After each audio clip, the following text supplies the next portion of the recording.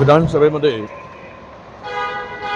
हा प्रश्न उपस्थित होणार आहे, त्यावेळेस या प्रश्नाला घेऊन सरकारला जा विचारू कसं क्लीन चिट दिलं आहे आणि एवढ्या मोठ्या व्यवहारामध्ये सामान्य व्यक्ती हा व्यवहार करू शकत नाही.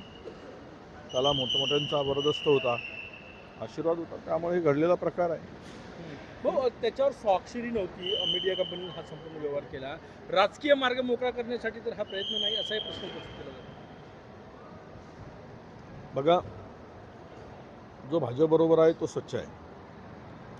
त्यांनी कितीही मोठा गुन्हा केला असेल त्याला कुठलीही सजा होणार नाही. हे आता असल्या होणाऱ्या अनेक घटनांवरूनही सिद्ध झालेलं आहे. अजित पवार यांचा जो अपघात झाला त्यातला ब्लॅक बॉक्स खराब झाल्याची माहिती आहे. रोहित पवार यांनी काही दिवसापूर्वी शंका उपस्थित केली असं ते म्हटले. नाही, यामध्ये तर आहेच नक्की. घातपात अपघात यावरून खूप चर्चा महाराष्ट्रात देशाभर झाली. अजित पवारांचा मृत्यू हा काही अपघात वाटत नाही, अशा प्रकारच्या शंका ज्या उपस्थित झाल्या त्यामध्ये काही प्रमाणात अशा ज्यावेळेस गोष्टी ज्यावेळेस ब्लॅक बॉक्स खराब झाला आहे किंवा तो हे होता त्याच्यातून काही निघत नाही, याचा अर्थ असा निघतो की दाल में कुछ काला आहे. भाऊ, सुनेत्रा पवार यांना राष्ट्रीय अध्यक्ष केलं जातं राष्ट्रपतीचं. एक महिला म्हणून त्यांना ही नेतृत्व येतं, कशा प्रकारे बघतात? हा नाही, तो पक्षाचा निर्णय आहे. कोणाला अध्यक्ष नेमावा, कोणाला काय करावं त्या पक्षाचा निर्णय आहे.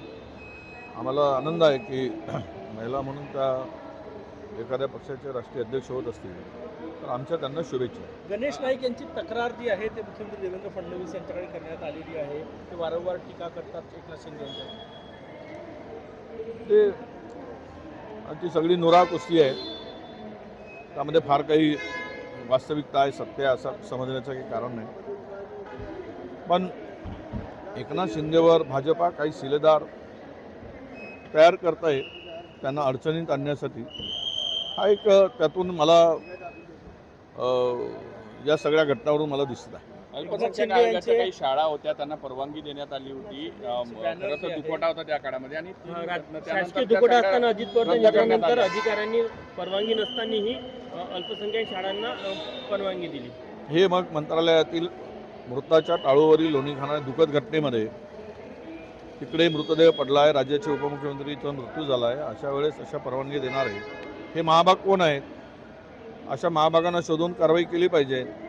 कारवाई केली नाही तर असे ज्या वेळेस शासकीय दुखवटा घोषित होतो आणि अशा परिस्थितीमध्ये जर परवानग्या दिल्या जात असतील तर एकदा यांना धडा शिकवला पाहिजे.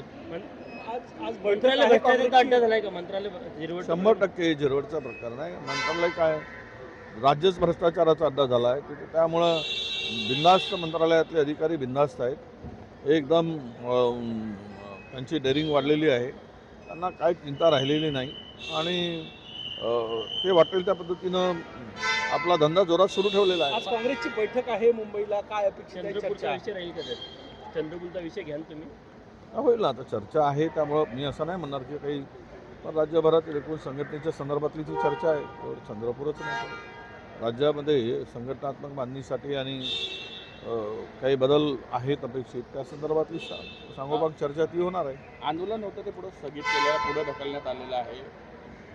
ओबीसीच्या अनुषंगाने आंदोलन करणार आणि आज आमची बैठक होती, माझी तब्येत पण काल बरी नव्हती, त्यामुळे आजचं आंदोलन आम्ही पुढे ढकललं आहे. पण ते आंदोलन आम्ही जोरात करणार आहोत. मोर्चा पण निघणार आहेत जिल्ह्यामध्ये. हा ओबीसीवरचा अन्याय जो आहे त्याला आम्ही ताकदीनं लढू. हे सरकार ओबीसी विरोधी आहे, हे आता लपून राहिलेलं नाही, हे आता स्पष्ट झालं. पार्थ पवारला सरकार वाचवण्याचा